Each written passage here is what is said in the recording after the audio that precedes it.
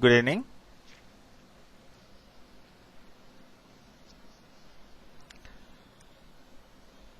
We have reached verses 235 to 240, Canto 5, The Yoga of the Spirit's Freedom and Greatness, Book 1, the Book of Beginnings of Sri Aurobindo Savitri, which we have been reciting every evening.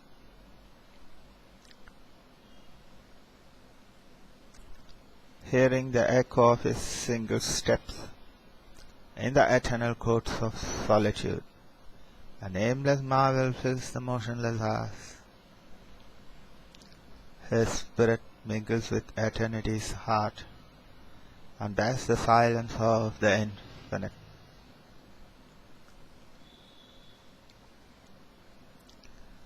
In a divine retreat from mortal thought, in a prodigious gesture of soul sight, his being towered into pathless heights, naked of its vesture of humanity, as thus it rose to meet him bare and pure, a strong descent leaped down, a might, a flame, a beauty half visible with deathless eyes, a violent ecstasy, a sweetness dire, enveloped him with its stupendous limbs, and penetrated nerve and heart and brain, that thrilled and fainted with the epiphany.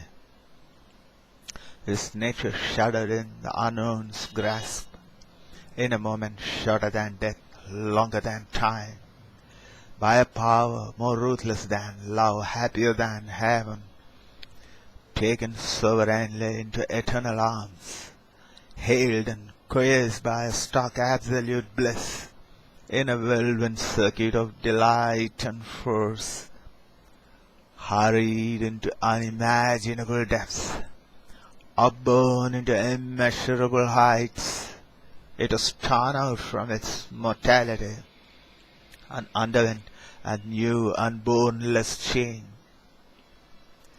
An omniscient knowing without sight of thought, an indecipherable omnipotence, a mystic form that could contain the world, yet make one human breast its passionate shrine, drew him out of his seeking loneliness into the magnitudes of God's embrace. As when a timeless eye annuls the hours, abolishing the agent and the act, so now his spirit shone out wide, blank, pure. His vacant mind became an empty slate, on which the universal and soul could write. All that represses our fallen consciousness was taken from him like a forgotten load, a fire that seemed the body of a god, consumed the limiting figures of the past, and made large room for a new self to live. Eternity's contact broke the molds of sense. A greater force than the earthly held his limbs. Huge workings bared his undiscovered sheets.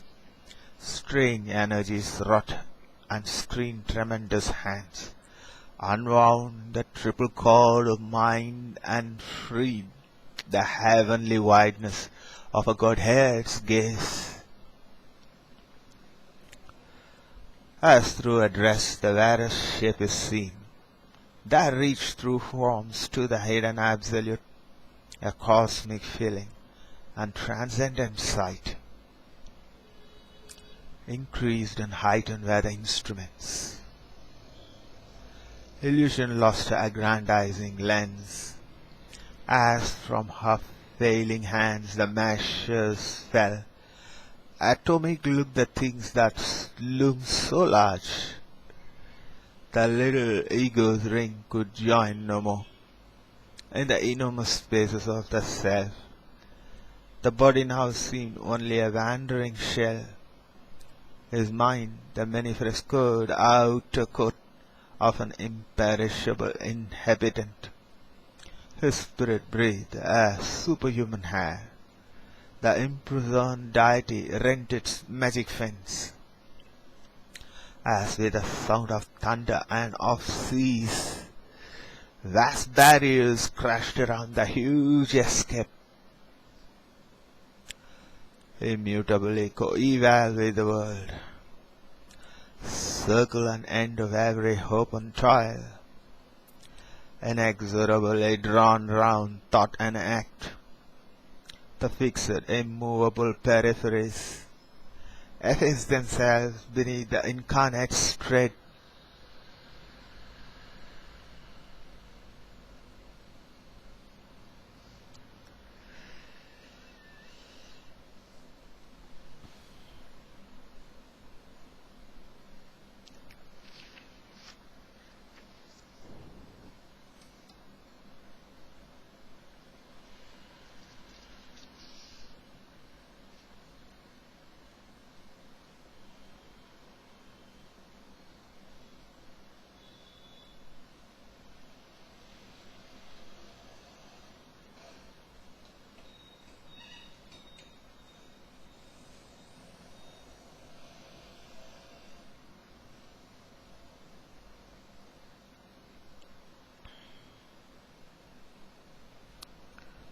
His nature shuddered in the unknown's grasp. In a moment shorter than death, longer than time, by a power more ruthless than love, heavier than heaven, taken sovereignly into eternal arms, hailed and quest by stark absolute bliss, in a whirlwind circuit of delight and force, hurried into unimaginable depths, are borne into immeasurable heights. It was torn out from its mortality, and underwent a new unborn-less change.